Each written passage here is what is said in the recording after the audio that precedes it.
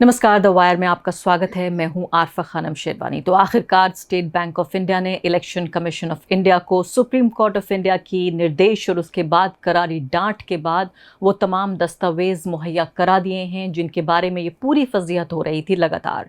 आप जानते हैं 2019 से लेकर और अब तक का ये पूरा आंकड़ा देना है कि किस कंपनी ने, किस कारोबारी ने, अंबानी ने, अडानी ने, टाटा ने या बिरला ने, किसने दिया है किस पार्टी को कितना पैसा। ये पूरा खेल है चुनाव से ठीक एक महीने पहले। ये बेहद अहम है भारत के लोकतंत्र के लिए। लोकतंत्र में जिस तरह की पारदर्शिता होनी चाहिए उसके लिए, एक वोटर के जो जानने का हक है इसके लिए। हमें इससे कोई सरोकार नहीं है कि कौन सी पार्टी जीतती है या हारती है। हमें सरोकार इस बात से है कि हर पॉलिटिकल पार्टी को क्या बराबर की हिस्सेदारी, बराबर की जगह मिल रही है एक लोकतंत्र में या नहीं। बहुत सारे सवाल इस वक्त पैदा हो रहे हैं इस आंकड़े के दिए जाने के बाद। और आप जानते हैं कि कुछ ही घंटों के भीतर जो इलेक्शन कमीशन है, चुनाव आयोग है, उसकी वेबसाइट पे ये डेटा भी हमारे सामने होगा। आप और मैं दोनों देख पाएंगे उस तमाम आंकड़े को। लेकिन सबसे बड़ा सवाल यहाँ पैदा ये हो रहा है कि हमें ये तो पता होगा कि कितना पैसा किसने दिया, कब दिया, लेकिन किसको दिया, ये तार मिलाना बाकी है। और कहा जा रहा है कि सुप्रीम कोर्ट ने कहीं ना कहीं जाने या अनजाने, ये मैं आपके ऊपर छोड़ देती हूँ, एक तरह से कमरे में तो बंद हुआ आदमी लेकिन एक छोटी सी खिड़की जरूर खोल दी कि आप कमरे में बंद हुए, आपको एक तरह से गुनहगार करार दिया गया, लेकिन उसके बावजूद उस खिड़की से जाने का रास्ता बाहर दे दिया गया।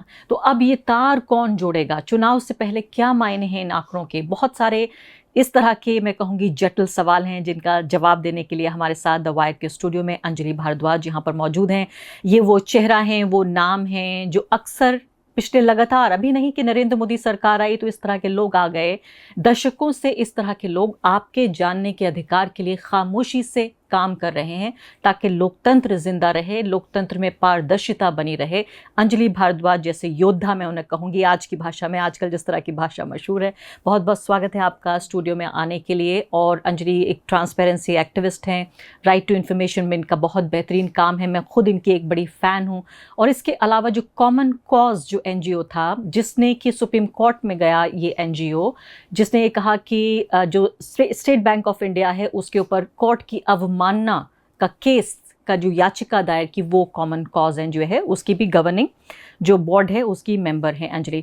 सबसे पहले तो अंजलि मुझे ये बताइए कि अब कुछ ही घंटों का वक्त बाकी है जबकि हम देखेंगे कि इलेक्शन कमीशन की वेबसाइट पर ये आंकड़े आ जाएंगे। कितना मुश्किल ये पूरा सफ़र रहा, क्योंकि सुप्रीम कोर्ट ने जब ये कहा कि गैर संवैधानिक है, इस तरह से एक तरह का अनजानपन, अनभिज्ञ अंग्रेजी में कहें तो एनोनिमिटी बना के रखना कि कौन किसको पैसा दे रहा है, कितना दे रहा है, ये सफ़र कितना मुश्किल रहा 2019 से लेके अब तक का? अरफा, सबसे पहले तो मैं ये कहूँगी कि सफ़र लंबा रहा और जितना होना चाहिए था उससे बहुत लंबा रहा, क्योंकि याचिकाएं जिनकी आपने बात करी जो सुप्रीम कोर्ट में दर्ज हुई वो 2017-2018 में दर्ज हो गई थी। तो अब 2024 में जाकर सुप्रीम कोर्ट ने अपना आदेश दिया है। तो हम देख रहे हैं कि कितने साल लग गए सुप्रीम कोर्ट को आदेश देने में। सालों साल ये ठंडे बक्से में पड़ा रहा पूरा मामला। और तमाम लोग यही कहते रहे कि इससे बहुत खतरा है लोकतंत्र को, इसलिए बहुत ज़रूरी था कि ये जो मैटर है इसको जल्दी से सुलझाया जाए। अब आया है जजमेंट, लेकिन जजमेंट बहुत अच्छा आया है। तो मैं कहूँगी कि देर आए दुरुस्त आए, जजमेंट बहुत अच्छा है। लेकिन 2017 में जब इसको इंट्रोड्यूस किया गया और 2018 में स्कीम लाई गई, तब से अब तक आप ये सोचिए कि एक जनरल इलेक्शन ऑलरेडी हो चुका है इन पैसों के बल पर। उसके बाद तमाम स्टेट लेवल इलेक्शंस हो चुके हैं इस पैसे से जो इलेक्टोरल बॉन्ड्स के थ्रू आ रहे हैं पॉलिटिकल और मैं पार्टीज दर्शकों में। को यहाँ ये भी याद दिलाना चाहती हूँ कि 2019 का जो चुनाव था वो भारत का सबसे महंगा चुनाव था। अब तक भारत के इतिहास में किसी चुनाव में इतना पैसा कभी नहीं खर्च किया गया। मैं यहाँ तक बताना चाहती हूँ कि 2014 का जो बीजेपी ने चुनाव लड़ा था उससे भी महंगा चुनाव उन्होंने 2019 में लड़ा। और अंजलि, दुनिया के सबसे महंगे चुनाव में से एक हो गया अगर सबसे महंगा नहीं हुआ तो। बिल्कुल। और अब 2024 में बिल्कुल बिल्कुल हम आ गए हैं चुनाव के ही दरवाजे पर। तो आप ये समझ सकते हैं कि बहुत सारे पैसे इकट्ठे हो चुके हैं ऑलरेडी इलेक्टोरल बॉन्ड्स के ज़रिए से। तो लंबा सफ़र रहा, जितना होना चाहिए था उससे लंबा रहा। 2019 में सुप्रीम कोर्ट ने जब एक सुनवाई करी तब उन्होंने खुद कहा कि ये तो एक ऐसा मामला है which has grave consequences for our democracy. लेकिन चाहे लोकतंत्र के बड़े खतरा है इससे लोकतंत्र को, लेकिन अभी समय ज़्यादा नहीं, हम इसको बाद में सुनेंगे। तो सुनवाई अब 2024 में हुई, लेकिन जो इसके अंदर सबसे बड़ा मामला था वो था लोगों के जानने के अधिकार का। जो वोटर्स हैं, जो जाकर चुनाव में अपना वोट कास्ट करते हैं, उनके ना जानने के पूरी जो कोशिश थी स्कीम के थ्रू, उसे नाकाम किया गया है। तो मुझे लगता है कि ये हमारे कॉन्स्टिट्यूशन के लिए, हमारे लोकतंत्र के लिए एक बड़ी विक्ट्री है। देखिए, सीधी सी बात है जो कि सुप्रीम कोर्ट ने अपने जजमेंट में बहुत बखूबी से लिखी है। जब कोई भी बड़ी कंपनी चंदा देती है किसी पॉलिटिकल पार्टी को, जाहिर है वो अपने हित के लिए चंदा देती है। तो जब हम कहते हैं कि large sums of money donate हो रहे हैं और इलेक्टोरल बॉन्ड्स जो थे वो 1000, 10,000, लाख, 10 लाख और करोड़ रुपए की डिनोमिनेशंस के इलेक्टोरल बॉन्ड्स थे। 94% ऑलमोस्ट 95% जो इलेक्टोरल बॉन्ड्स वैल्यू टर्म्स में हैं वो 1 करोड़ की डिनोमिनेशन के हैं। तो ये तो स्वाभाविक है। और बैंक कह रहे हमें पता ही नहीं है कि कहाँ गए। 16,000 करोड़ रुपए आए। 16,500 करोड़ रुपए में से 94% जो हैं वो करोड़ रुपए के हैं। तो करोड़ रुपए कोई सामान्य इंसान तो जाके नहीं खरीद सकता उसके बॉन्ड। तो ये सब जो बड़े बॉन्ड खरीदे गए हैं, ये तो सब कंपनियों ने खरीदे हैं। This is very clear. और सुप्रीम कोर्ट क्या कह रहा है? सुप्रीम कोर्ट कह रहा है कि कोई कंपनी क्यों देगी किसी पॉलिटिकल पार्टी को चंदा? वो इसलिए देगी, इस अपेक्षा से देगी कि जब वो पॉलिटिकल पार्टी जीत जाए, सरकार बनाए, तो उनके लिए काम करे। तो जो कंपनी है जिसको हम कहते हैं किकबैक्स, तो अगर वो कंपनी चाहती है कि मुझे कुछ कॉन्ट्रैक्ट्स मिलें, तो इलेक्टोरल बॉन्ड्स के ज़रिए पर्दे के पीछे वो फंड दे सकते हैं, जो रूलिंग पार्टी है उसको दे सकते हैं, और फिर अपने जो कॉन्ट्रैक्ट है वो ले सकते हैं। पॉलिसी, कानून, आप ये देखिए कि फार्मर्स हमारे आकर बार बार चिल्लाते हैं कि ये कानून हमारे हित के तो है नहीं, ये किसके लिए बनाए जा रहे हैं? तो किसके लिए बना रही है सरकार ये सब कानून और पॉलिसी? ये भी सुप्रीम कोर्ट ने कहा है। तो आपने एक मिसाल सुनी होगी, अंधेर नगरी चौपट राजा। ये अंधेर नगरी बनाने की कोशिश है जहां दरबारी सरकारी जो मीडिया है वो आप तक सूचना नहीं पहुंचने देता। हजारों और लाखों की तादाद में जो पत्रकार हैं वो इसलिए यहाँ पर हैं, इसलिए नहीं कि आप तक सूचना पहुंचे, इसलिए कि ये सूचना कहीं आप तक ना पहुंच जाए, कहीं आप ज़्यादा अक्लमंद ना बन जाएं, कहीं आप बेहतर राजनीतिक फैसले ना ले लें। तो एक तरफ मीडिया का वो पूरा जंजाल, और दूसरी तरफ जो अंजलि भारद्वाज बता रही हैं कि यहाँ पर पैसे के लेन देन में भी बाकायदा कोर्ट की मदद से, कानूनों की मदद से इस तरह से कोशिश हो रही है कि कितना पैसा किस पॉलिटिकल पार्टी को। और आपको पता है कि हमारे पास तो ये डेटा अब पहले से ही उपलब्ध है कि बड़ी तादाद में, यानी आप ये सोचिए कि जो कॉरपोरेट फंडिंग है उसका 90% से ज़्यादा हिस्सा बीजेपी, एक पॉलिटिकल पार्टी को मिला है। और जो अगर इलेक्टोरल बॉन्ड्स का भी हम जिक्र करें तो 60% से ज़्यादा बीजेपी को ये इलेक्टोरल बॉन्ड्स मिले हैं। तो ये जो आप सूचना के अधिकार का जिक्र करें थी, अगला जो सवाल है वो आप ही के जवाब से आता है, वो ये कि आप कह रही हैं कि पैसा तो पहले आ चुका है, अब तो 1 महीने पहले तो नहीं है कि अब पॉलिटिकल पार्टियां ये पैसा दे रही होंगी, तो फिर ये पूरी कवायद किस लिए है? ये पूरा हंगामा क्यों बर्पा किया है?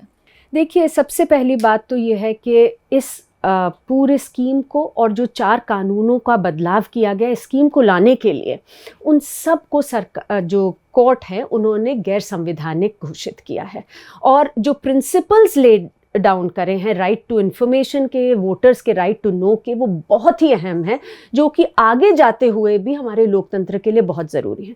साथ ही कोर्ट ने कहा कि क्योंकि ये गैर संवैधानिक है, तुरंत बंद करिए ये स्कीम से, अब आगे पैसे लेन देन नहीं हो सकता। दूसरी चीज़ जो कोर्ट ने कही, जो कि मेरे ख्याल से बहुत ही इम्पोर्टेंट है, वो ये है कि 2 तरीके की सूचनाएं अब लोगों को मिल जाएंगी। कि एक ये कि किसने बॉन्ड खरीदे, उनकी लिस्ट, वो तमाम कंपनियां, तमाम लोग जिन्होंने बॉन्ड खरीदे थे, उनके नाम अब हमारे सामने होंगे। कोर्ट ने कहा कि किस तारीख को खरीदे उन्होंने बॉन्ड, कितने अमाउंट के खरीदे, आप ये बताइए। दूसरी चीज़, किस पॉलिटिकल पार्टी ने रिडीम किए वो बॉन्ड और किस तारीख को और किस अमाउंट के किए, ये भी बता दीजिए। जैसा आपने कहा, कुछ थोड़ी मायूसी है कि वो मैचिंग की एक्सरसाइज को नहीं कहा गया करने के लिए, और कौन करेगा लेकिन मैं यही कहना चाहती हूँ अरफा कि मेरे हिसाब से यही सूचना जो है जब बाहर आएगी तो बहुत ज़बरदस्त लोगों को जानकारी मिलेगी।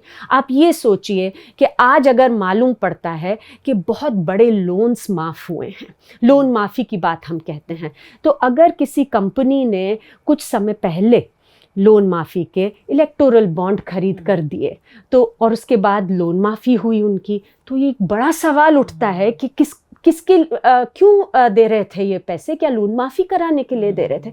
कॉन्ट्रैक्ट बड़े बड़े दिए गए तो, और उससे पहले इलेक्टोरल बॉन्ड खरीदे गए, एयरपोर्ट का पूरा धंधा दे दिया, एयरपोर्ट का कॉन्ट्रैक्ट दे दिया गया। अब आप ये सोचिए कि तमाम ऐसी Indian subsidiaries of foreign companies जिनको अब एफसीआरए के अमेंडमेंट के बाद अलाउड है कि फॉरेन कंपनीज पैसे दे सकती हैं पॉलिटिकल पार्टीज को, ये तमाम नाम आएंगे सामने, पता चलेगा कि हमारे लोकतंत्र में किसका हस्तक्षेप चल रहा था, अगर चल रहा था तो। शेल कंपनियां, क्या केवल कंपनियां बनाई गई कि पैसे किसी तरह से रूट करे जाए, उनके डायरेक्टर कौन थे? आप मोका की वेबसाइट पे जाएंगे तो तुरंत पता चल जाएगा ये कौन कंपनी है, ये कितनी देर से एग्जिस्टेंस में है, नहीं है। लॉस मेकिंग कंपनीज दे रही हैं क्या इलेक्टोरल बॉन्ड्स? क्यों देगी कोई loss making company electoral bond? इसीलिए देगी क्योंकि वो कुछ चाहती है इन रिटर्न। आप ये देखिए कि कितनी कंपनीज ऐसे होंगी जो कि इलेक्टोरल बॉन्ड्स जिन्होंने दिए हो और उसके बाद उनके ऊपर जो ईडी सीबीआई की इन्वेस्टिगेशन चल रही थी वो ठंडी पड़ गई हो। तो ये सारी सूचना जो है वो हमारे सामने होगी।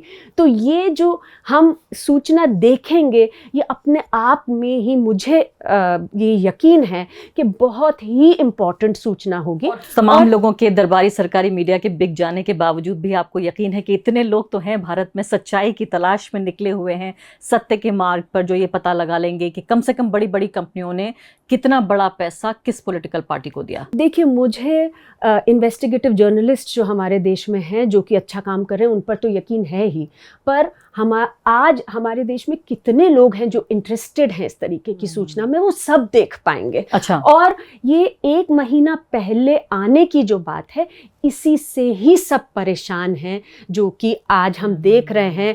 एसबीआई, आप ये सोचिए कि इतना बड़ा बैंक है, देश का सबसे बड़ा बैंक है, 50 करोड़ कस्टमर्स को सर्विस करता है, तो रोज कितनी सर्विस करते होंगे वो रिक्वेस्ट्स को।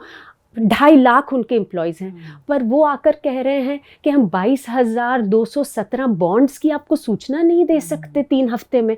इसीलिए तो सुप्रीम कोर्ट को कहना पड़ा कि आप क्या कर रहे हैं। तो वो पॉलिटिकल पार्टी जिसको पता है कि उसके सारे राज खुलेंगे, वहीं खलबली तो वहीं बची हुई है, और स्टेट बैंक ऑफ इंडिया भी एक नए गुलाम के तौर पे नजर आ रहा है, सत्ता की गुलामी कर रहा है। बहुत दुख मुझे लगता है कि बहुत लोगों को हुआ होगा कि ये जो इंस्टीट्यूशंस हैं, अब ये तो फाइनेंशियल इंस्टीट्यूशन है टॉप हमारे कंट्री का, वो इस तरीके से उन्होंने करने की कोशिश करी, कंफ्यूजन क्रिएट करने की कोशिश करी कि मैचिंग में तो हमें बड़ा समय लगेगा, इसलिए चुनाव से पहले नहीं, हम 30 जून को देंगे, यानी चुनाव के बाद ये सूचना अंजलि, मुझे बताइए कि क्या जो आप कह रही हैं, जैसे आंकड़ा जब 15 मार्च को आ जाएगा कुछ ही घंटों की दूरी पर, तो क्या सिर्फ ऑडिटर्स ही इसको पता लगा पाएंगे, देख पाएंगे कि मैचिंग करना, या आपको लगता है कि आम लोग भी जिनकी पढ़ाई लिखाई इस स्तर की है वो भी पता लगा सकते? ये तो वेबसाइट पर होगा, हम सब देख पाएंगे इस डेटा को, और इसको बहुत लोग जो हैं समझ पाएंगे डेटा को, इससे एंगेज कर पाएंगे। बाकी वेबसाइट्स हैं, आप देखिए कि मिनिस्ट्री ऑफ कॉर्पोरेट अफेयर्स की वेबसाइट है, उस पर सब कंपनीज का डिटेल दिए हुए हैं, कौन डायरेक्टर हैं, वो कब से हैं कंपनी एग्जिस्टेंस में, क्या वो प्रॉफिट मेकिंग है, लॉस मेकिंग है, ये फॉरेन सब्सिडरी इंडियन सब्सिडरी है क्या फॉरेन कंपनी की, सारी सूचना होगी। तो मेरे ख्याल से तो आवाम जो है वो उससे एंगेज करेंगे। अब अगला सवाल ये पैदा हो रहा है कि हमने देखा कि चाइनीज कंपनियों ने पीएम केयर्स फंड में पैसा जमा किया, अब नई मांग उठ रही है।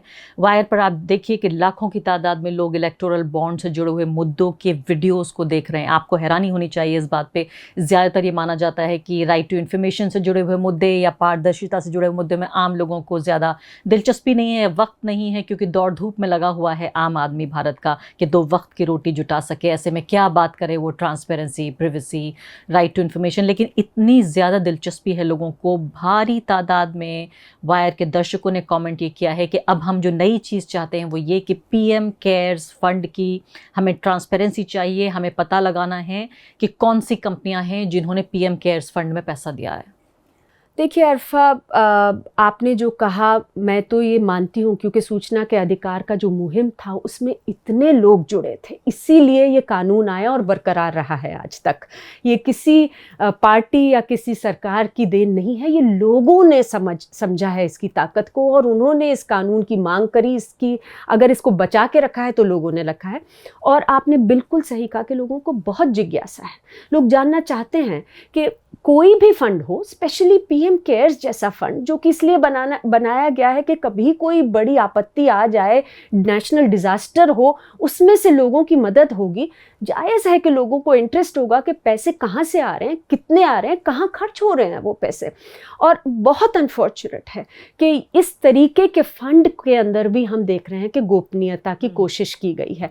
आप ये देखिए कि जब पीएम केयर्स फंड लागू हुआ, शुरू हुआ, तो ये एक पूरी तरह से पब्लिक अथॉरिटी के रूप में लाया गया। मैं क्यों कह रही हूँ ये बात, हमने आरटीआई के ज़रिए से तमाम सूचनाएं निकाली, और पहले ही 3 दिन में, क्योंकि ये एंड ऑफ फाइनेंशियल ईयर के 3 दिन पहले से लागू हुआ फंड, पहले ही 3 दिन में सबसे ज़्यादा जो फंडिंग थाउजेंड्स ऑफ करोड्स की आई, वो आई पब्लिक सेक्टर यूनिट से। पब्लिक सेक्टर यूनिट्स किसी को पैसे नहीं दे सकते कंपनीज एक्ट के तहत जब तक कि वो पब्लिक अथॉरिटी ना हो। पर जब लोगों ने सूचना मांगी तो सरकार ने रेट्रोस्पेक्टिवली कानून बदल दिया, और उसके जो पूरे रूल्स हैं बदल दिए, और कहा हम तो पब्लिक अथॉरिटी है ही नहीं, पीएम केयर्स पब्लिक अथॉरिटी है ही नहीं। तो ये ज़रूर है कि लोगों को समझ में ही आ रही है कि जब पैसे इकट्ठे करने थे पीएम केयर्स में, तब तो पब्लिक अथॉरिटी बनाया गया, और जब लोग सवाल पूछने लगे तो कहा गया ये पब्लिक अथॉरिटी नहीं है। तो इन सभी चीज़ों से अरफा लोगों की जिज्ञासा और भी बढ़ती है। आपने जो कहा कि इलेक्टोरल बॉन्ड्स, मुझे लगता है कि जब कोशिश होती है कि पर्दे के पीछे काम किया जाए, लोगों को और समझ में आती है कि कुछ गड़बड़ी ना हो कहीं, और उनकी जिज्ञासा और बढ़ती है। और मुझे I am very confident that जो हमारे देश की जो इंस्टीट्यूशंस हैं, फाइनली सुप्रीम कोर्ट में भी है ये मामला, वो ज़रूर कहेंगी कि कोई कारण नहीं है कि पीएम केयर्स ना दिया जाए। तो ये भी नई मांग उठ सकती है, क्योंकि जाहिर है जब इंसाफ की एक उम्मीद जगती है तो फिर और ज़्यादा नाइंसाफ़ी की कहानियां बाहर आती हैं। इसमें ये भी कहा जा रहा है कि आप ये बताइए, आपने कहा कि फॉरेन कंपनीज भी पैसा दे सकती हैं, तो क्या अगर इलेक्शन में डायरेक्ट पैसा दे रही हैं इलेक्टोरल बॉन्ड के ज़रिए चाइनीज़ कंपनियाँ, या मान लेते हैं कोई और दूसरे देशों की कंपनियाँ, तो क्या ये भारत के लोकतंत्र में, चुनावी प्रक्रिया में दखल नहीं माना जाएगा? बहुत बड़ा खतरा है, और हम ये शुरू से कह रहे हैं कि देखिए, पहले FCRA जो फॉरेन कंट्रीब्यूशन एक्ट है, वो बनाया क्यों गया था? इसीलिए बनाया गया था कि हमारे लोकतंत्र में हस्तक्षेप ना हो सके, और उसमें ये क्लियर था कि कोई पॉलिटिकल पार्टी पैसे नहीं ले सकती, फॉरेन चंदा नहीं ले सकती। इस सरकार ने रेट्रोस्पेक्टिवली इसको अमेंड किया कानून को, और कहा कि फॉरेन कंपनीज अपनी इंडियन सब्सिडरीज के थ्रू अब पैसा दे सकती हैं, चंदा दे सकती हैं। पहले ये किया गया और फिर इलेक्टोरल बॉन्ड लाए गए। तो सबसे बड़ा खतरा तो यही है कि भाई कौन दे रहे हैं पैसे, कौन सी फॉरेन कंपनीज हैं, वो क्यों दे रही हैं। जैसा मैंने कहा, सुप्रीम कोर्ट ने तो इससे बड़ा इंडाइटमेंट नहीं हो सकता जो सुप्रीम कोर्ट ने जजमेंट लिखा है। सुप्रीम कोर्ट कह रहा है कि ये भ्रष्टाचार है, ये सब घोटाला है, क्योंकि इसको टर्म दिया है क्लाइंटलिज्म, कि ये तो क्लाइंट्स हैं, ये पैसे दे रहे हैं जिससे कि इनके लिए काम हो सके। तो अब आप ये सोचिए कि फॉरेन कंपनी को क्या इंटरेस्ट है पैसे देने में, और किस तरह से ये दरवाजे खोलता है थ्रू अनलिमिटेड अनोनिमस फंडिंग, गोपनीय फंडिंग के ज़रिए से, कि पूरे हमारे इलेक्टोरल प्रोसेस में हस्तक्षेप हो सके, हमारे देसी कंपनियों का भी और विदेशी कंपनियों का। आखिरी सवाल आपसे, अब जो चुनाव होने वाले हैं, इस पर क्या असर देखती हैं आप इस पूरे पर्दाफाश का? देखिए, सबसे बड़ा असर ये है कि अब जब 15 मार्च को कुछ ही घंटों में ये सूचना सामने आएगी, लोग बहुत ज़्यादा सूचना के साथ अब अपना वोट कास्ट करने जाएंगे, जो कि मेरे ख्याल से एक बहुत ज़रूरी हिस्सा है हमारे जानने के हक़ का, लोकतंत्र होने का। आप ये सोचिए ना, हमारे देश में जब लोग वोट कास्ट करने जाते हैं, कैंडिडेट्स के लिए इतनी वोट नहीं कास्ट होती जितनी पॉलिटिकल पार्टी के लिए वोट कास्ट होती है। कैंडिडेट्स के खर्चों के ऊपर तो एक लिमिट है, पॉलिटिकल पार्टी के खर्चे पे कोई लिमिट नहीं है। तो अगर मैं वोट करने जाऊँ, मुझे मालूम होना चाहिए मेरे सामने जो पॉलिटिकल पार्टीज़ खड़ी हैं वो किससे चंदा ले रही हैं और फिर किसके लिए काम करेंगी। अगर मेरे पास यही सूचना नहीं होगी तो मैं अपनी इन्फॉर्म्ड वोट कैसे कास्ट करूंगी। यही सुप्रीम कोर्ट ने कहा और अब ये होगा, क्योंकि अब सुप्रीम कोर्ट ने कहा है कि जिस पार्टी को जितना चंदा मिला वो सारा 2018 से लेकर हमारे सामने ब्यौरा ईसीआई रखते और 2019 से परचेजर्स के नाम रखते। तो ये सारी सूचना के साथ हम जाएंगे। उससे पहले ये सूचना के साथ हमारे देश की आवाम अब पूरी इंगेज कर पाएगी, और ये भी है कि उस समय से लेकर अब आगे ये चंदा नहीं हो जाएगा। एटलीस्ट इससे छुटकारा मिला। बहुत बहुत शुक्रिया अंजलि भारद्वाज आपका इस चर्चा में भाग लेने के लिए। साफ तौर पर अंधों की पूरी फौज नहीं, जैसे मैंने कहा अंधेर नगरी नहीं, बल्कि वो लोग जिनके दिमाग रोशन चिरागों की तरह जल रहे होंगे, जैसा उन्होंने कहा कि वो जा रहे होंगे चुनाव में वोट डालने के लिए, कम से कम उनके पास शक्ति होगी, सूचना की शक्ति होगी कि वो किस पॉलिटिकल पार्टी को क्यों वोट दे रहे हैं। और ऐसे वक्त में जहाँ की सांप्रदायिकता का नंगा नाच हो रहा हो, सांप्रदायिकता से आम लोगों के जो जहन है और दिल है उसको पूरी तरीके से अंधा बनाने की कोशिश हो, उम्मीद हम ये कर सकते हैं कि जो भी कुछ आएगा नतीजा 15 मार्च को जब इलेक्शन कमीशन पे डेटा आएगा, लेकिन कम से कम यहाँ शुरुआत भर तो हो रही है लोगों तक सूचना पहुँचाने की। बहुत बहुत शुक्रिया। द वायर के और वीडियोस देखने के लिए सब्सक्राइब करें और बेल आइकन पर क्लिक करें।